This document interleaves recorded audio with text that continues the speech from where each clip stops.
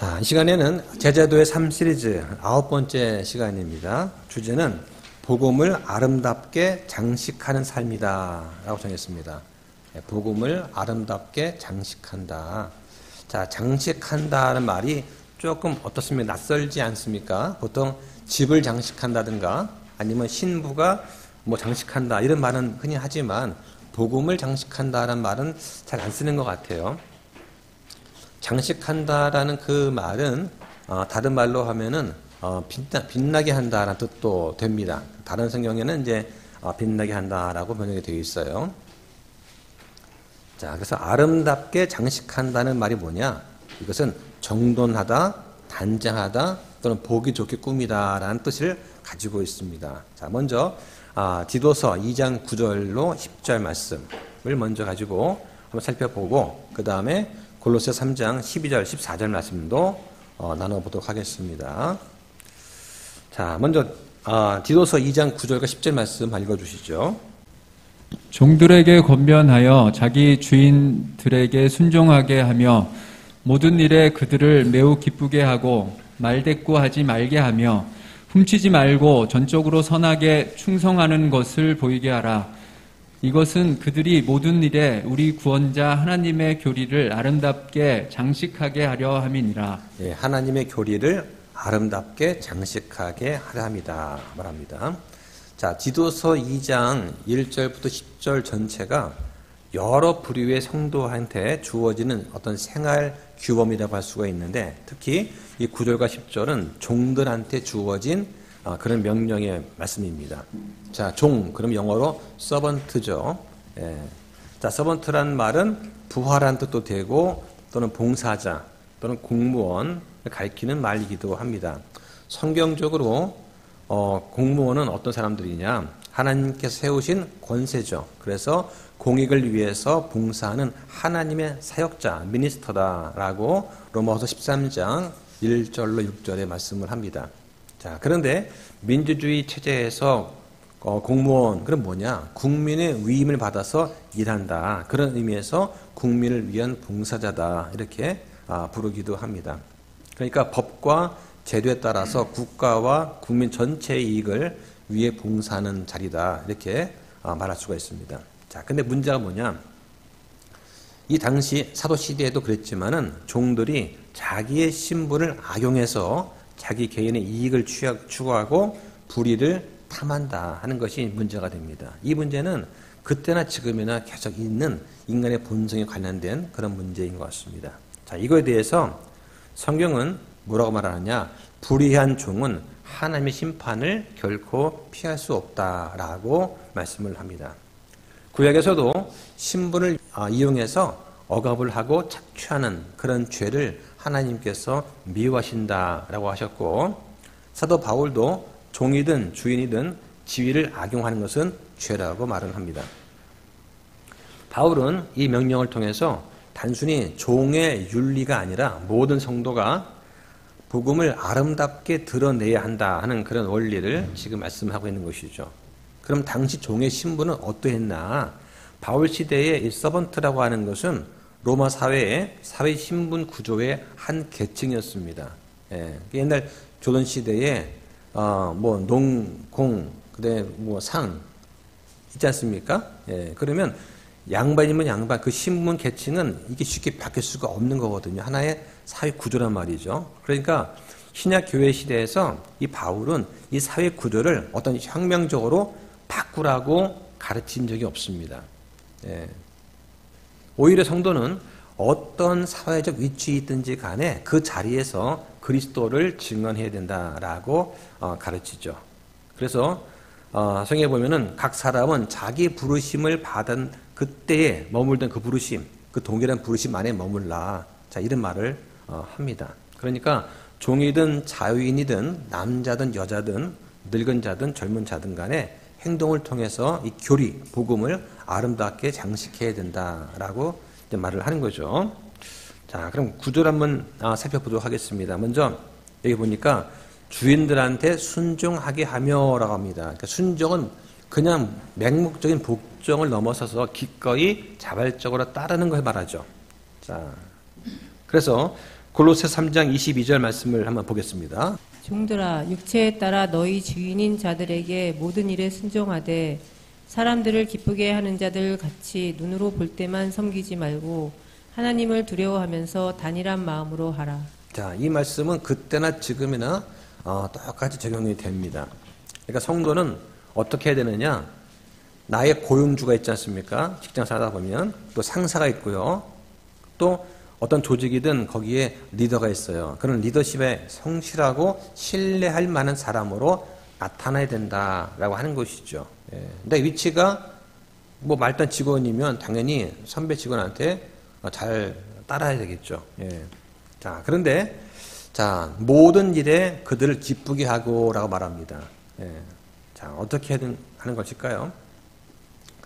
상대방이 안심할 만큼 기대 이상으로 하라는 겁니다. 그러니까 만약에 어떤 회사에서 과장이 뭐 대리한테 일을 시키면 저 사람한테 내가 일을 맡기면 믿고 맡길 수 있어 할 정도로 신뢰감을 주라고 하는 것입니다. 자, 복음의 능력은 평상시에 그 전하는 사람의 태도에서 드러납니다. 그러니까 신실하면 그가 전한 복음도 신뢰가 가죠. 예, 그런데 맨날 이렇게 눈치만 보고 그 다음에 성실치 못하게 하면서 그러면서 이제 복음을 전한다. 그러면 과연 그 복음이 얼마나 와닿을까 하는 것입니다. 그거는 복음을 아름답게 장식하지 못하는 것이죠. 자, 또 뭐가 있습니까? 말대꾸하지 말라고 합니다. 자, 말대꾸하지 말라. 아마 젊은 사람들이 이 말씀 보면은 반감이 생기지 않을까 싶습니다. 말 그대로 대답을 되받아치지 말라고 하는 것이죠. 입씨름을 말하는 것이 아니라 불평하거나 변명하지 말라는 것입니다. 때로는 하극상적인 태도를 범하지 말라고 하는 것이죠. 네.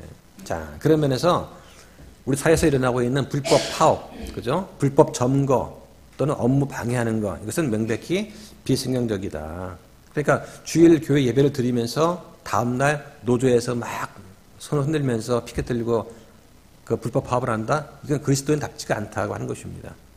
그래서 정당한 권리를 지키는 방법이 뭐냐? 질서 안에서 해야 된다라고 하는 것입니다. 그런데 머리띠를 두르고 파업을 일삼다가 주일이 되면은 교회에서 뭐 대표 기도를 하고 뭐 성가대를 한다? 이거는 그리스도의 양심이 어긋난다. 자, 또 뭐라고 합니까? 훔치지 말라고 그래요. 훔치지 말라. 자, 이 말이 왜 나왔을까?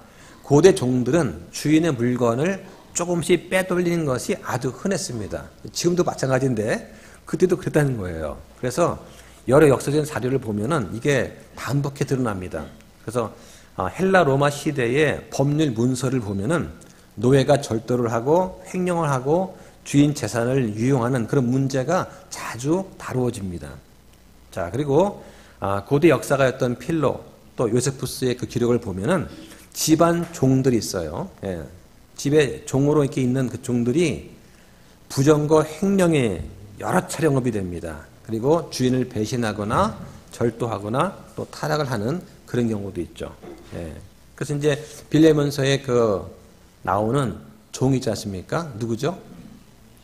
오네시모, 그죠? 이것도 주인의 물건을 훔친 그런 종이란 말이죠. 예. 자, 또 누가복음 16장에 보면 불의한 청지기가 나오죠. 주인의 재산을 조금씩 빼돌리는 종의 전형적인 사례를 말합니다.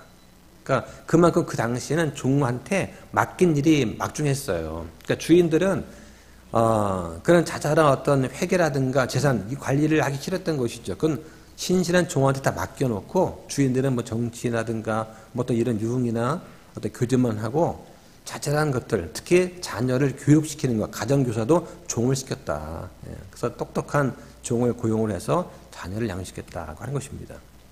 자, 그런데 여기서 훔친다라는 그 단어가 그 원래 뜻이 뭐냐? 작은 거라도 몰래 착복하거나 속이는 거를 말합니다. 예.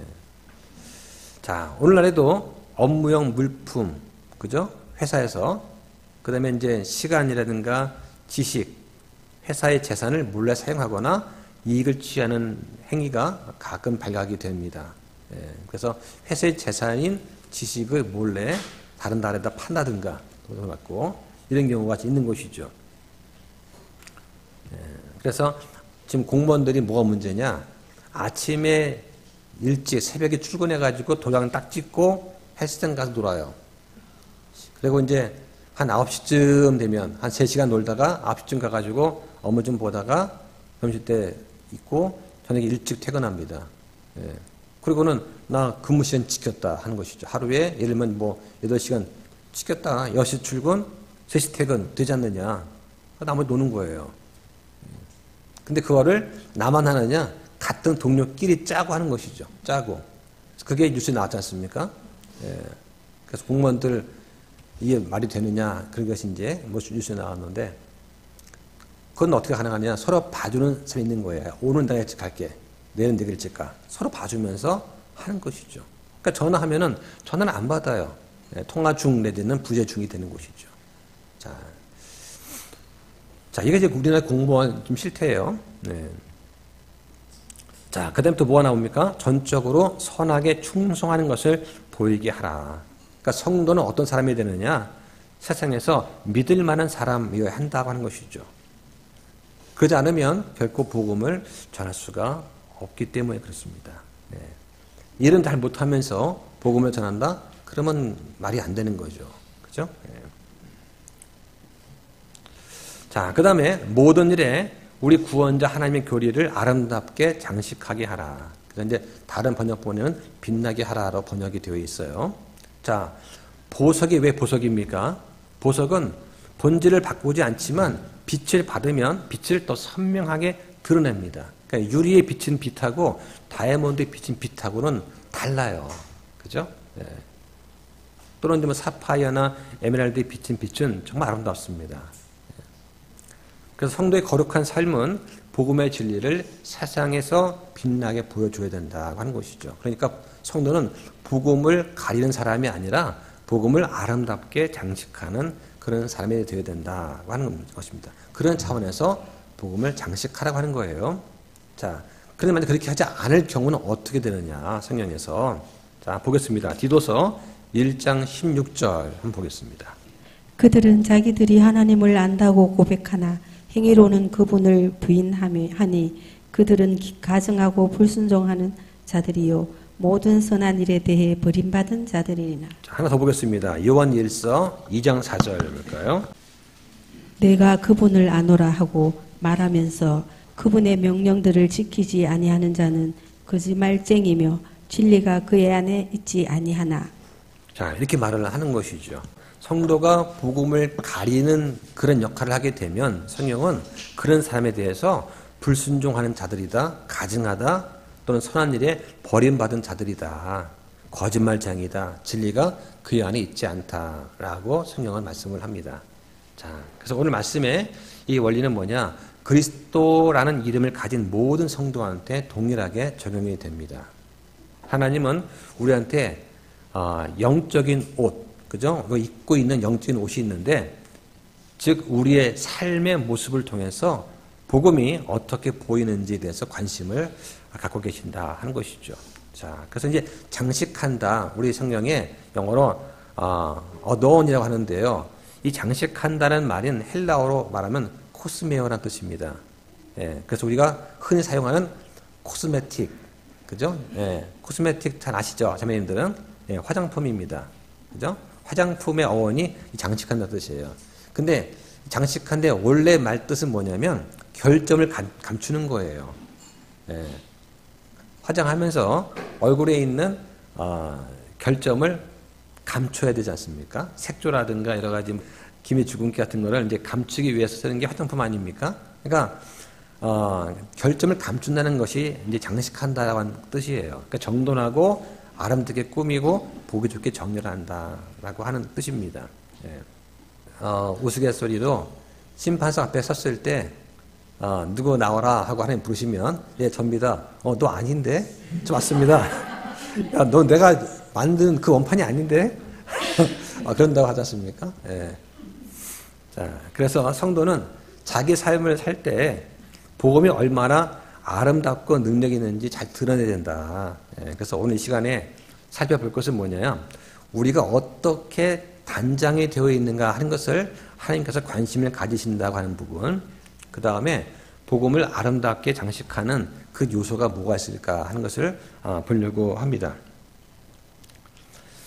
자, 사람들은 보통 외모로 그 사람을 판단을 하죠. 그래서 뭐 결혼정보회사 같은 데서 이제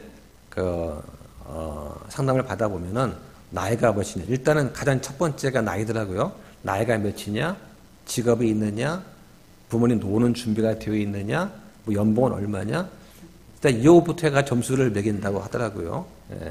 자, 그런데 성경에서 보면은 사람들이 입은 옷을 보고서 그 사람의 정체와 모습을 판단합니다. 그래서 구약에 보면은 창세기 38장에 유다가 자기 며느리 다말을 볼 때에 얼굴을 가리고 나타나니까 창녀가 아닌가 해가지고 다말을 이제 유다가 들어가게 되죠. 자, 그런 부분이 있고 또 부자는 누가복음 16장에 보면은 이제 부자 나사로 비유해서 자주색 옷과 고운 아마파 옷을 입었다 해가지고 부자의 신분을 드러냅니다. 자, 예수님께서 조롱받으실 때도 사람들은 예수님을 왕으로 보이도록 하기 위해서 자주색 겉옷을 입혀서 조롱을 했죠. 이렇게 사람들은 외모를 보게 됩니다. 그런데 하나님께서는 외모보다 마음을 살피십니다. 사무엘상 16절 7절에서 그의 용모나 그의 키를 보지 말라. 사람은 겉모습을 보나 주는 마음을 보느니라고 말씀을 하시죠. 자, 그래서 성도는 영적인 옷, 그러니까 하나님 앞에서 입어야 될 올바른 성품과 태도를 가져야 됩니다. 자, 성경은 이 구원의 옷과 의의 옷이 어떤가 하는 것을 말해주는데 보겠습니다. 이사야서 61장 10절을 보겠습니다. 내가 주를 크게 기뻐하고 내 혼이 내 하나님을 기뻐하리니 이는 마치 신랑이 장식품으로 자기를 꾸미며 신부가 보석으로 자기를 단장하는 것 같이 그분께서 구원의 옷으로 나를 입히시고 의의 겉옷으로 나를 덮으셨기 때문이라. 여기 보니까 신랑도 장식을 하네요. 그죠? 신부는 또 단장을 하고. 자, 그런데 그분께서 구원의 옷으로 나를 입히신다. 그러니까 죄로 벌거벗은 인생에 하나님께서 은혜로 입혀주시는 그 옷이 있다. 이게 구원의 옷이다 하는 것이고, 의의 겉옷으로 나를 덮으셨다. 그러니까 죄인이 하나님께로부터 의롭다고 선언이 되어서 주님 앞에 바로 설 수 있게 하는 그 옷이 있다. 이게 예수 그리스도의 의다 하는 것이죠. 우리가 심판석에서 쓸 수 있는 이유는 뭐냐? 예수님의 의의 옷을 입었기 때문에 하나님께서 우리를 의롭다고 선언하시고 의롭다고 봐주시는 것 같지 않습니까? 그렇죠? 이 의의 옷을 입지 않으면 설 수가 없겠죠. 자, 그런데 신약에서도 성도의 삶이 옷의 비유가 됩니다. 자, 보겠습니다. 베드로전서 3장 1절부터 4절까지 한번 보겠습니다. 아내들아 이와 같이 너희도 너희 남편에게 복종하라. 이것은 누가 말씀에 순종하지 아니하여도 그들 또한 말없이 아내의 행실을 통해 얻으려 함이니 두려움이 동반된 너희의 정숙한 행실을 그들이 눈여겨보느니라. 너희는 머리를 닦고 금으로 치장하거나 옷을 차려입는 그런 외적 단장으로 단장하지 말고 오히려 마음에 감추어진 사람으로 단장하라. 그것은 하나님의 눈앞에서 지극히 값진 것이요 썩지 아니하는 것이니 즉 온유하고 조용한 영의 장식이니라. 자, 여기 보면은 3절에 머리를 닦고 금으로 치장하거나 옷을 차려입는 그런 외적 단장을 하지 말고, 그렇죠? 마음에 감추어진 사람, 누구냐? 속사람이죠. 새 사람입니다. 속사람으로 단장하라. 그러면서 썩지 않는 것이고, 즉 온유하고 조용한 영의 장식이다. 그러니까 영적인 성품은 영원히 남는 아름다움이다 라고 하는 것입니다. 선생님 뭐라고 합니까? 마음의 속사람, 감춰진 사람을 단장을 하라. 그러니까 온유하고 조용한 영의 장식으로 하라고 하는 것이죠. 참 중요한 것 같습니다. 그러니까 성도는 어떤 거룩함, 선한 행실, 겸손, 순종이라는 옷으로 단장을 해야 돼요. 그렇게 해야지만 복음을 빛나게 할 수가 있다 하는 것입니다. 자, 우리는 삶으로 주님께 영광을 돌려야 됩니다. 그래서 선한 행실로 삶을 꾸밀 때 주님께서 기쁘시게 되겠죠. 자, 그 다음에 골로새서 3장 12절부터 14절까지 말씀을 보겠습니다. 자, 이건 영적 장식에 대해서 말씀을 또 하는데요. 자, 골로새서 3장 12절부터 14절까지 보겠습니다. 그러므로 너희는 하나님께서 선택하신 자요 거룩하고 사랑받는 자로서 긍휼히 여기는 심정과 친절과 겸손한 생각과 온유함과 오래 참음을 입고 누가 누구와 다툴 일이 있거든 서로 참고 서로 용서하되 그리스도께서 너희를 용서하신 것 같이 너희도 그리하며 이 모든 것 위에 사랑을 입으라. 사랑은 완전함을 이루는 띠니라. 자, 이 구절이 이제 우리가 이번 시 공부하게 될 중요한 구절이 되겠습니다. 자, 여기 나온 옷들은 뭐냐? 성도가 반드시 입어야 될 의무와 같은 그런 옷입니다. 예. 자, 그런데 이 말씀이 성도가 벗어버려야 될 옛사람의 옷과 대조가 돼요. 그 옛사람의 옷은 어떤 옷이냐? 한번 보겠습니다. 골로새 3장 8절과 9절을 볼까요? 이제는 너희도 이 모든 것, 즉 분노와 진노와 악의와 신성모독과 너희 입에서 나오는 더러운 대화를 내버리라. 서로 거짓말하지 말라. 너희가 옛사람을 그의 행위와 함께 벗어버리고. 자, 이러한 행동을 취할 때 저 사람이 어떤 옷을 입었는가 우리가 알 수 있지 않습니까? 네, 알 수 있어요. 보입니다. 자, 이러한 벗어버려야 될 옛사람의 옷을 대조해서 지금 이제 성도가 마땅히 입어야 될 그런 옷을 지금 이제 공부를 할 텐데요. 자, 어떤 영적인 옷이냐? 첫 번째는 긍휼히 여기는 심정이다. 그 말을 합니다. 12절에. 자, 영어 성경에는 이 긍휼히 여기는 심정이라는 단어가 bowls of mercies라고 되어 있어요. 그 bowl은 이게 원래 뜻이 내장, 창자라는 뜻입니다. 근데 이 bowl이 복수로 되면 인정이라는 뜻이 돼요. 사람의 인정. 그러니까 헬라 사람들은 내장을, 창자를 감정이 위치하는 곳으로 봤습니다. 그래서 따뜻한 마음, 깊은 연민과 관련된 단어가 이 bowls라는 단어예요. 자, mercy, 자비죠. 그러니까 직역을 하면 자비들의 인정입니다. 이걸 갖다가 우리는 이제 긍휼히 여기는 심정이다 이렇게 번역을 한 거예요. 자, 그러니까 다른 사람의 고통에 대해서 마음이 움직이는 사람이죠. 함께 웃고 함께 울 줄 아는 그러한 마음을 말합니다. 자, 두 번째가 친절이 있습니다. 친절은 온화함과 부드러움을 말하죠. 성도는 다른 사람한테 부드럽고 따뜻한 태도를 보여줘야 됩니다. 자, 갈라디아서 6장 1절 한번 보겠습니다. 형제들아, 만일 어떤 사람이 잘못에 빠지거든 영적인 너희는 온유의 영으로 그러한 자를 바로 세워주고 너 자신을 주의 깊게 살펴보아 너도 시험에 들지 않게 하라. 네, 영적인 너희는, 그러니까 영적인 그리스도인, 좀 성숙한 사람들이겠죠. 온유의 영으로 그런 자를 바로 잡아줘라. 그러니까 죄를 정죄해서 내치는 것이 아니라 정상적인 신의 상태로 돌려 세워주라고 하는 것입니다. 그죠? 그런데 그 방법이 부드럽게 하라고 하는 것이에요. 자, 그 다음에 겸손이 있습니다. 자, 바울은 사역하는 동안 내내 눈물과 겸손으로 섬겼습니다. 사도행전 20장 19절 한번 읽어볼까요? 내가 온전히 겸손한 마음과 많은 눈물로 주를 섬기고 숨어서 기다리는 유대인들로 말미암아 내게 닥친 시험들을 겪으며 주를 섬겼고. 자, 바울이 겸손한 마음과 눈물로 주를 섬겼다라고 고백을 합니다. 바울이 어떤 인간적인 측면에서 보면은 아주 뛰어난 인물이었죠. 뼈대가 있고 가문이 있고 내세울 게 많은 그런 바리새인이었습니다. 그런데 겸손한 마음을 가지고 또 눈물로 주를 섬겼다. 성도를 바라보니까 성도가 거짓 교사들의 횡포에 휘달려 가지고 바른 진리를 알지 못하는 또 핍박을 받는 그런 연약한 상태를 이것을 알아보고서 성도를 향해서 우는 목자의 심정으로 그들을 대했다라고 하는 것입니다. 그러니까 겸손은 자기를 낮게 생각하고 또 주님의 은혜가 없이는 아무것도 아니다 하는 것을 인증하는 그런 태도로 갈 수 있겠죠. 자, 그래서 골로새서 2장 18절 말씀은 거짓 겸손에 대해서도 또 경고를 합니다. 한번 보실까요? 아무도 꾸며낸 겸손과 천사 숭배로 너희를 속여 너희 보상을 빼앗지 못하게 하라. 그런 일을 하는 자는 자기가 보지 아니한 그것들 속으로 들어가 자기의 육신적인 생각으로 말미암아 헛되이 우쭐대며. 자, 여기 보니까 꾸며낸 겸손, 거짓 겸손이 되겠죠. 그리고 천사 숭배로 너희를 속인다 합니다.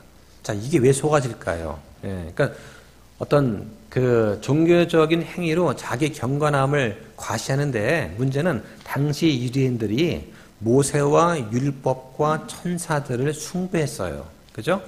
그래서 히브리서에서 바울이 뭐라고 합니까?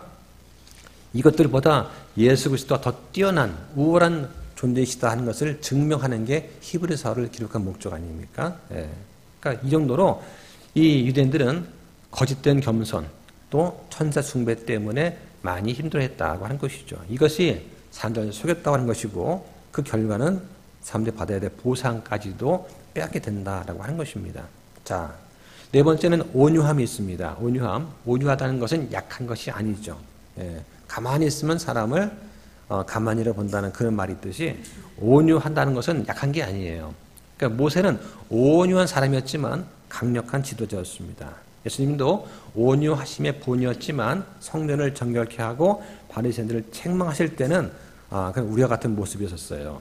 그러니까 온유는 뭐냐? 힘이 있지만 하나님의 통제 아래에 내 성품을 두는 거예요. 그러니까 잘 길들여진 말처럼 힘을 잘 절제하는 것입니다. 자, 다섯 번째는 오래 참음이 나오죠. 예, 그러니까 오래 참는다는 건 뭐냐? 쉽게 낙심하거나 흔들리지 않는 그런 태도를 말합니다. 요한계시록 2장 10절은 뭐라고 합니까? 너는 죽기까지 신실할지니라고 하죠. 예. 그 다음에 마태복음 10장에 보면은 오래 참음이 왜 중요한가 하는 것을 또 잘 보여줍니다. 볼까요? 마태복음 10장 24절 보시죠. 자, 여기서부터 33절까지 말씀이 나오는데, 한번 그걸 참고하시고 제가 정리해서 그냥 말씀드리겠습니다. 자, 거기에 마태복음 10장 24절과 25절에 보면은 오래 참아야 되는 5가지 이유가 나오는데, 첫 번째는 뭐냐? 종은 주인보다 높지 못하다는 거예요. 종은 주인보다 크지 않다. 그러니까 우리가 주님보다 더 나은 대우를 기대할 수가 없다고 하는 것입니다. 성도가 세상에서 미움을 받는 것, 이게 전혀 이상한 것이 아니다. 오히려 그리스도의 제자라고 하는 그런 증거가 된다라고 하는 것이죠. 자, 두 번째는 26절과 7절에 나오는데요. 모든 것이 드러나는 때가 온다. 그런 날이 온다고 하는 것입니다. 지금은 숨겨진 것 같지만 주님께서 공의롭게 다 드러내실 때가 온다 하는 것입니다. 그러니까 우리는 오래 참아야 된다고 하는 것이죠. 28절에 보면 사람보다 하나님을 더 두려워해야 된다고 합니다. 사람이 어떤 평가를 내리고 얼마나 박해를 하든지 간에 하나님의 심판이 더 두렵기 때문에 우리는 사람의 그런 회방과 핍박에 흔들리지 않는다라고 하는 것입니다. 자, 네 번째는 29절부터 31절까지 말씀인데요. 하나님께서 우리의 가치를 알고 계신다고 하는 것입니다. 우리의 생명은 아버지의 손 안에 있습니다. 따라서 우리는 끝까지 견딜 수가 있다라고 하는 것이죠. 자, 다섯 번째는 32절과 3절이 나오는데요. 주님 앞에서 우리가 인정받을 날이 온다. 그 날을 우리가 소망하면서 오래 참아야 되겠다고 하는 것입니다. 자, 성도는 그래서 믿음의 경주로 인내로 달려야 됩니다. 자, 히브리서 12장 1절과 2절 말씀 한번 보겠습니다. 히브리서 12장 1절과 2절.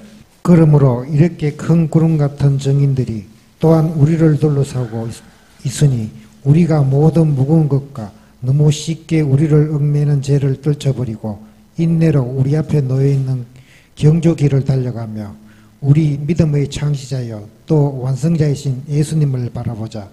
그분께서는 자기 앞에 놓인 기쁨으로 인해 수치를 멸시하시며 십자가를 견디셨고 하나님의 왕자 오른편에 앉으셨느니라. 네, 자, 여기 1절에 보면은, 자, 모든 무거운 것과 너무 쉽게 우리를 얽어매는 죄가 있다. 자, 어떤 겁니까? 영적인 방해 요소를 말하죠.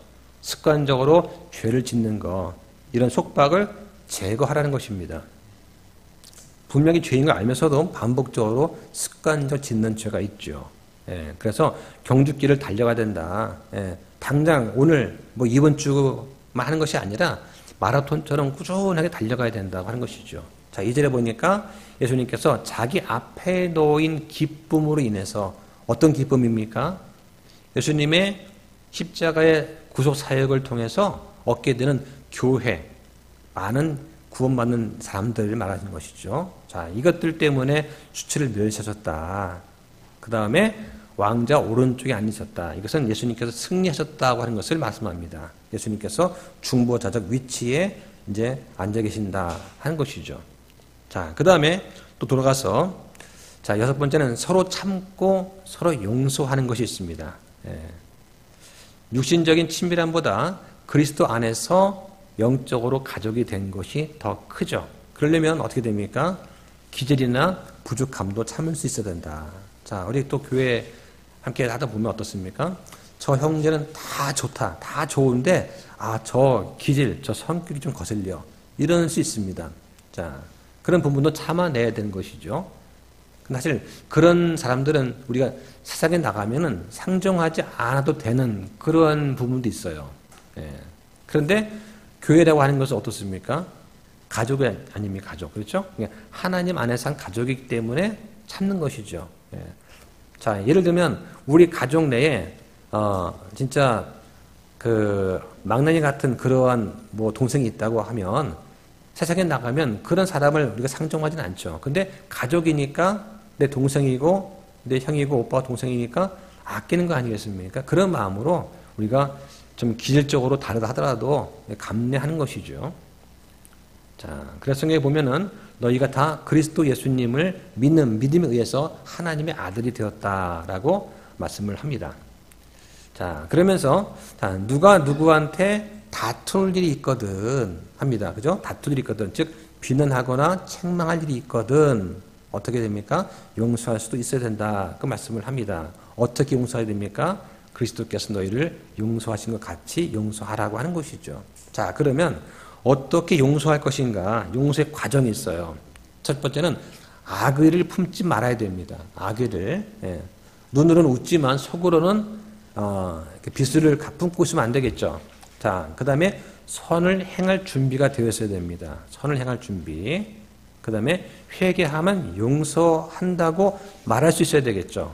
예, 상대방이 내가 잘못했어 라고 말하면은 용서해 줄게 라고 나와야 된다는 얘기죠.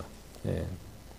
그 다음에 친절히 대하고 하나님께서 우리를 대하시는 것처럼 대해줘야 된다라고 하는 것입니다. 그래서 용서의 원칙이 있는데, 자, 3가지가 있어요. 첫 번째는 뭐냐? 그가 회개하면 용서하라는 것입니다. 보겠습니다. 누가복음 17장 3절 한번 볼까요? 너희는 스스로 주의하라. 만일 내 형제가 내게 범법하거든 그를 꾸짖고 그가 회개하거든 그를 용서하라. 자, 회개 원칙, 용서의 원칙 첫 번째는 뭐냐? 회개하면 용서하라는 거예요. 예. 바꿔 말하면 회개하지 않으면 용서할 수가 없겠죠. 회개하지도 않는데 용서한다는 것은 오히려 문제가 됩니다. 예. 그래서 어떤 형제가 어떤 자매가 잘못을 했을 때는 분명하게 뭘 잘못했는가에 대해서 성경적으로 알려주고 본인이 잘못한 것을 깨닫게 한 다음에 상대방이 내가 이거 잘못했어라고 고백할 수 있는 자백할 수 있는 시간을 줘야 됩니다. 예. 근데 진심으로 회개하지 않는 것 같은데 덮어놓고 됐어 이 정도 하고 우리 그냥 평해 줍시다. 이건 옳지 않다고 하는 거예요. 예. 그러면 문제가 해결된 게 아니다 하는 것입니다. 자, 왜냐하면 하나님께서도 회개가 없는 사람을 용서하지 않기 때문에 그렇습니다. 자, 두 번째는 뭐냐? 회개가 없는 사람을 용서할 수는 없다. 자, 나홈서 1장 3절 보겠습니다. 주께서는 분노하기를 더디하시고 권능이 크시며 사악한 자를 결코 사면하지 아니하시리라. 예. 주께서는 회오리 바람과 폭풍우 속에 자신의 길을 두시며 구름들은 그분 발에 티끌이니라. 자, 하나님께서는 사악한 자를 결코 사면하지 않으신다. 예. 사악한 자. 예, 영어로는 wicked라는 단어가 있는데요. 회개하면 용서하시지만 그러나 회개가 없는 사람을 사악한 자라고 하죠. 이런 사람은 용서하지 않으신다 하는 것입니다. 자, 그런데 일단 용서를 하시면 어떠냐? 자, 세 번째는 용서를 한 경우는 하나님께서 완전하게 용서를 하십니다. 그래서 일단 용서한 그 죄와 불법에 대해서 다시는 기억하지 않으시죠. 히브리서 8장 12절 한번 보겠습니다. 내가 그들의 불의에 대하여 긍휼을 베풀고 다시는 그들의 죄들과 그들의 불법들을 기억하지 아니하리라 하시느니라. 네, 그러니까 하나님께 우리가 회개하고 돌아섰으면 그 다음부터는 우리가 예전 내가 지은 죄 때문에 고민할 필요가 없다라고 하는 것이죠. 예, 그러니까 구원에 이르는 회개를 말하는 것이죠. 예, 그러면 구원에 이르는 회개를 하게 되면 그 이전에 졌던 그런 죄에 대해서 우리가 주님께 고백을 하고 회개하고 돌이켰으면 하나님께서 다시는 그 불법을 기억하지 아니하신다 하는 것입니다. 이게 얼마나 중요한지 모르겠어요. 예. 자, 어릴 때 부모님께 잘못을 했을 때 부모님한테 무릎 꿇고 제가 잘못했습니다 했을 때 부모님이 그래 용서해 줄게 하고 용서한 다음에 안아주시고 끝났죠. 그런데 자꾸 부모님 너 그때 그랬잖아 임마 하면서 자꾸 그걸 얘기해 보세요. 그 얼마나 괴롭습니까? 그렇죠? 예, 부부싸움 할 때 다툰 그것만 얘기해야 되는데 당신 10년 전에 이렇게 했잖아 5년 전에 이거 했잖아 끝난 얘기 또 하고 해가지고 마음의 용서가 안 되는 거잖아요. 그렇죠? 예, 그건 용서한 게 아니다 하는 것입니다. 근데 하나님께서는 사람은 감정이 있으니까 그럴 수 있어도 하나님은 결코 다시 묻지 않으신다 하는 것입니다. 자, 마지막으로 사랑의 옷을 입으라고 합니다. 골로새 3장 14절 말씀 한번 보겠습니다. 이 모든 것 위에 사랑을 입으라. 사랑은 완전함을 이루는 띠니라. 자, 사랑을 입으라. 이건 덧입으라고 하는 것입니다. 그러니까 유대인의 복장을 한번 상상해 보십시오. 속옷을 입고 그 다음에 겉옷을 입어요. 그렇죠? 여기다 또 뭘 덧입으라고 하는 것입니다. 그러니까 유대인들은 뭘 걸치는 거예요. 이렇게 걸치는 것을 덧입는다라고 표현을 합니다. 자, 사랑은 다른 모든 덕목을 하나로 묶어서 이루게 하는 그런 미덕이죠. 예, 그러니까 사랑을 입으라. 그러니까 성령 안에서 거듭난 사람한테도 사랑이 항상 충만하지 않을 수 있어요. 구원받는 사람입니다. 그리스도인이에요. 그런데 그 사람 안에 항상 온유하고 항상 오래 참고 항상 친절하고 그렇지는 않다고 하는 것이죠. 예. 그런데 이 사랑이라고 하는 것은 선택적이고 의식적으로 내가 행위를 하는 것입니다. 예. 그러니까 긍휼히 여기는 심정, 친절한 마음, 겸손과 온유와 오래 참음, 용서 같은 것들을 하나로 묶을 수 있는 실제적 연결고리가 사랑이다. 그러니까 사랑이 없으면 내가 누구를 불쌍히 여기다가도 친절하지 않을 수 있어요. 겸손히 행하다가도 갑자기 내가 참지 못할 수가 있고 그리고 온유하다가도 용서를 못할 수가 있다. 그러니까 그 사랑으로 이 고리를 묶어야 된다고 하는 것입니다. 자, 정리하면 복음을 아름답게 장식한다는 것은 쉬운 것은 아닙니다. 그런데 성도라면 마땅히 감당해야 될 의무라고 할 수가 있습니다.